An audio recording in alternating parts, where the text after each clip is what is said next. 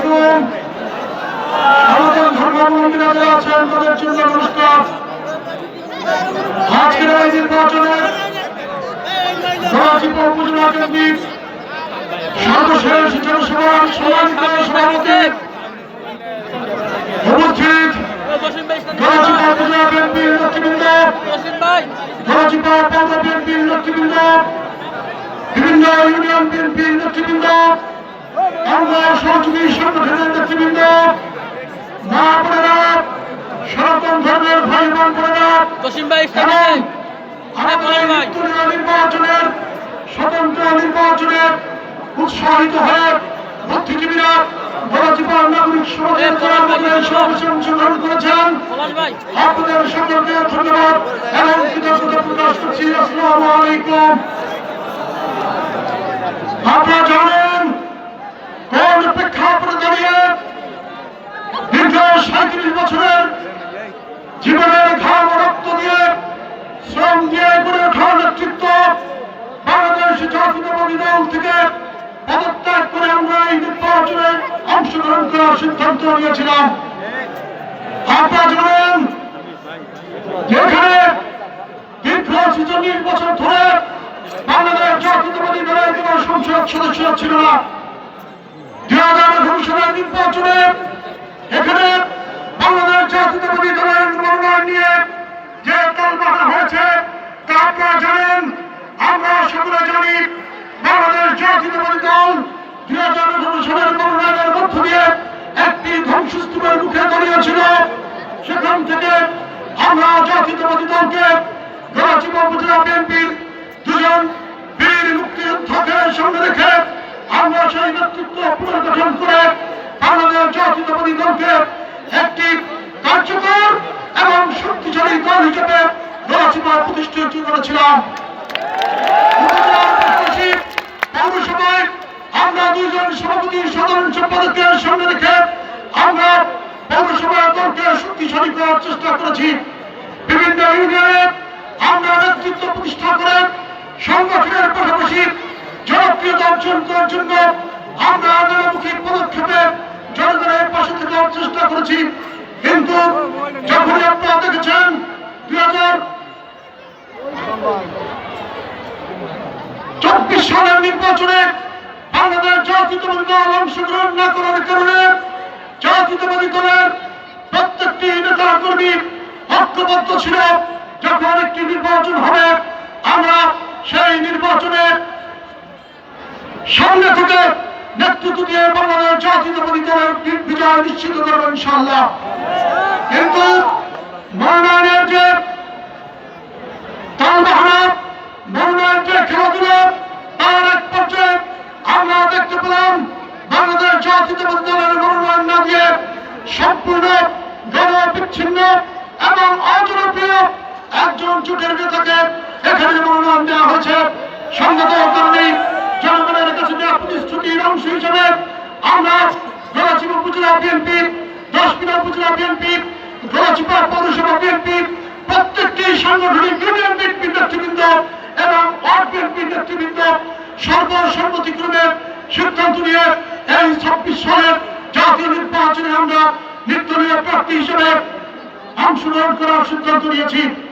আপনারা জানেন এই নির্বাচন করতে গিয়ে আমি দল থেকে পদত্যাগ করার পরে দল থেকে আমাকে বহিষ্কার করা হয়েছে।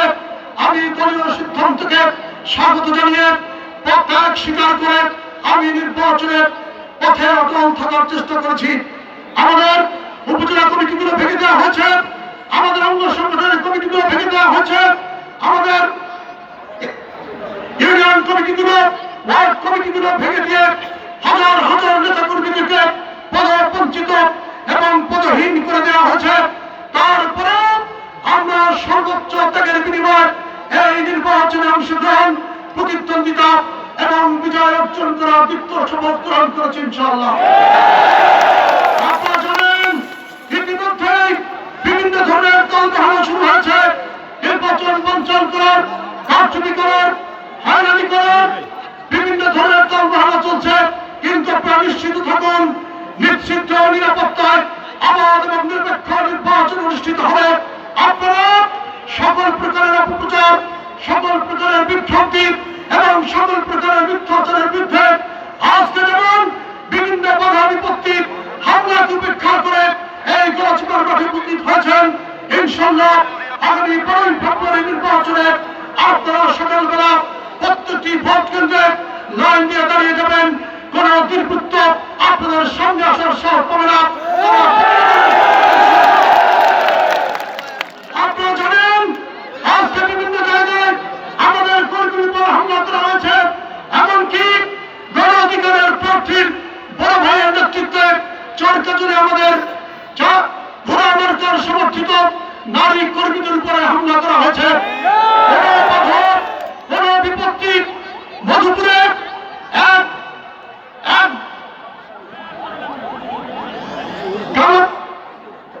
জাল টাকার ব্যবসায়ী, যাদের জাল টাকার ফ্যাক্টরি আছে, জাল টাকার ব্যবসা আছে, তারা গণ অধিকারে যোগ দিয়ে আমাদের চাঁদপুরায় তারা ওখানে সন্ত্রাসের স্থাপনা তৈরি করেছে, আমাদের কর্মীদেরকে হামলা করেছে, বিভিন্ন জায়গায় আমাদের নেতা কর্মীদেরকে হয়রানি করেছে, হামলা করেছে।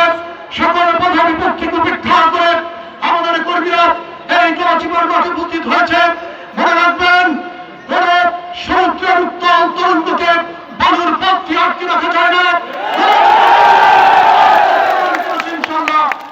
এই দীপ্ত শপথকে নিয়ে আগামী 12 ফেব্রুয়ারি নির্বাচনে আপনাদের প্রার্থী ঘোড়া মার্কার প্রার্থীকে ভোট দিয়ে বিজয়ী করবেন এবং 13 তারিখে নতুন করে গলাচিপা 10 মিনিট স্বাধীন হবে ইনশাআল্লাহ।